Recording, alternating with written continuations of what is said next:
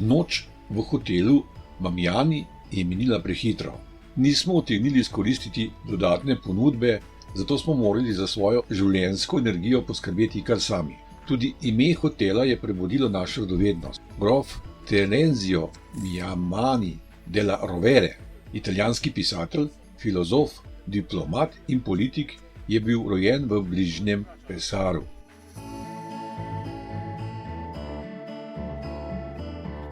Iz hotela smo se povzpeli proti središču Urbina, renesančnega dragulja, kjer se je rodil slikar Rafael.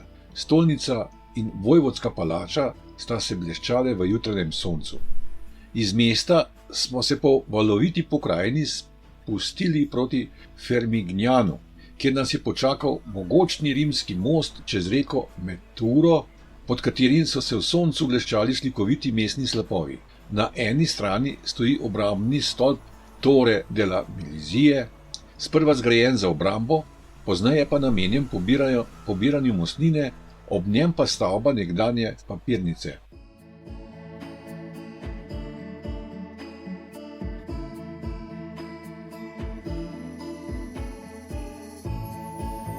Za Fermignanom se je začel 5-kilometrski izpon po gričevnati pokrajini, sledil pa je prav tolikšen spust v Aqualagno.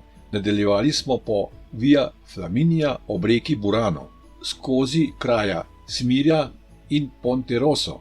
Cesta sledi trasi starodavne rimske poti, ki je povezovala Rim z obalo pri Riminiju. Blag vzpon nas je pripeljal do zgodovinskega mesta Cagli. Vanj smo vstopili po novem mostu Ponte Terezino Miamani, zgrajen leta 2011 ob 150. obletnici združitvi Italije. V bližini stoji starodavni rimski most Ponte Malio.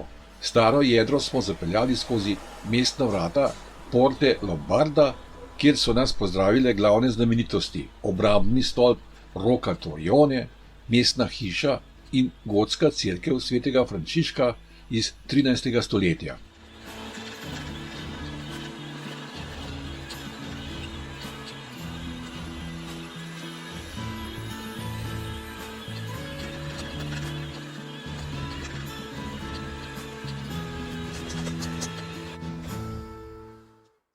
Za Caglijem se je cesta začela vzpenjati na planoto skozi kraje Fornace, Grumale, Frontone, Petrara, Pianello in Colombrara.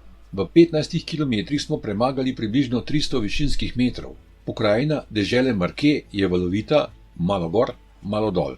Tik pred Sierra San Abbondio nas je čakal kombi z malico, cesta se je nato privesila navzdol proti Sassoferratu, od tam pa se je vzpenjala ob železnici skozi Berbentino do Molinacija.